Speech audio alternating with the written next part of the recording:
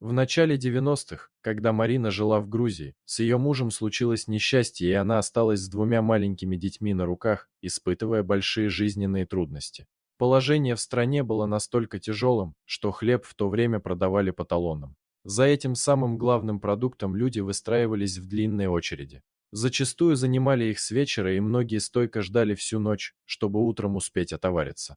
В их дворе стала крутиться потерявшаяся или выброшенная кем-то взрослая, крупная, но очень худая овчарка. Это было в то время привычным явлением. Животные голодали так же, как и люди, стремясь выжить. Прибилась большая немка здесь потому, что ее постоянно подкармливала одинокая молчаливая, седовласая женщина по имени Анна, жившая в их подъезде. Умная собака, понимая свое бесправное положение, вела себя очень скромно и достойно, не причиняя окружающим никаких хлопот и неудобств. Она просто тихо сидела где-то в сторонке и терпеливо ждала свою кормилицу. Марина про себя все же осуждала Анну за то, что она кормит какую-то там собаку, когда с продуктами дела обстояли так плохо. Жильцы во дворе стали недовольно ворчать. Им не нравилось такое соседство с бродягой. В конце концов, Анна забрала собаку к себе домой, назвав Данной. Она стала водила ее гулять на поводке, как и положено ходить по улицам города хозяйской собаки. Немка заметно поправилась и похорошела. Думая о том, сколько же ест такая здоровенная собака, Марина считала свою соседку по подъезду очень странной женщиной, не от мира. Впрочем, все остальные обитатели их дома и соседних домов в открытую обсуждали поступок ненормальной с их точки зрения собачницы, забравшей домой бродячую псину и отдававшей ей свой хлеб. Однажды, когда только начало рассветать, Марина закрыла на замок спящих малышей, чтобы успеть к занятой с вечера очереди за хлебом, которую охраняла женщина из соседнего дома. Она рассчитывала быть одной из первых за еще теплым хлебом и вернуться домой часов в 8, перед тем, как проснутся ее дети. Выйдя во двор, она была направилась по направлению к магазину, но не успела сделать и десятка шагов, как к ней подошла неизвестно откуда взявшаяся, довольно крупная рыжая собака. По всему было видно, что настроена она враждебно. Двор был пуст, не было видно ни одного человека. Вслед за рыжим псом, остолбеневшую от ужаса женщину постепенно начала окружать целая стая злобно рычащих оголодавших собак, надеющихся получить хоть что-то съестное. Их было с добрый десяток. Голод гнал их к людям. У Марины была только пустая сумка с кошельком, в котором лежали последние деньги и талоны на хлеб, да носовой платок в кармане кофты. Бросить злым псам было совсем нечего.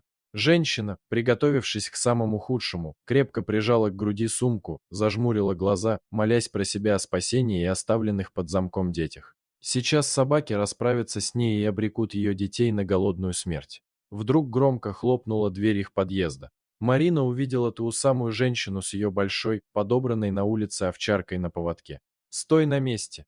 Не двигайся!» — крикнула ей Анна и, не спуская сильную питомицу с поводка, подошла к Марине. Дана разогнала собак. Они разбежались, предпочитая не связываться даже кучей с грозной овчаркой, приготовившейся стоять насмерть, защищая человека.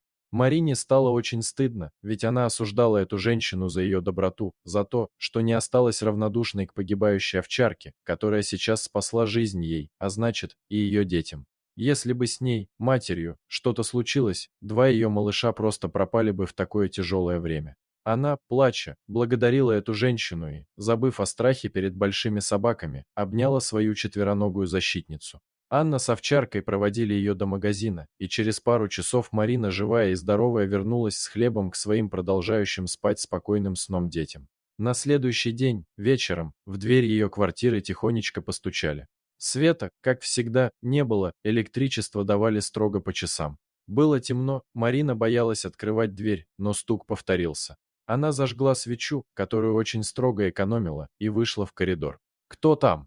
«Марина, не бойся, это я, Анна. Открой». Помедлив, открыла. На пороге стояла Анна, рядом с ней сидела Дана. «Мне кукурузу из деревни привезли. Это тебе. Свари детям кашу». Она положила на пол сверток с тяжелыми початками. «И вот еще, детям». Женщина протянула ей горстку карамелек, вложив в ладонь. Марина с трудом выдавила из себя слова благодарности, нахлынувшие слезы сдавили горло и не давали ей говорить. Анна с овчаркой ушли, а она еще долго стояла и плакала, сжимая в руке подаренные конфеты. Через 1,5 года ей посчастливилось уехать с детьми в родную Самару, где она вышла замуж за своего бывшего и довольно преуспевшего одноклассника. Выбравшись из нужды, Марина собрала Ане 2 посылки, положив в одну конфеты, печенье, воблу и красивый теплый платок, а в другую новый кожаный ошейник и пакет корма для Даны. В ответ она получила конверт. В нем лежал листок бумаги, на котором было написано «Спасибо. Будь счастлива». Анна и Дана, и ниже красовался отпечаток крупной собачьей лапы.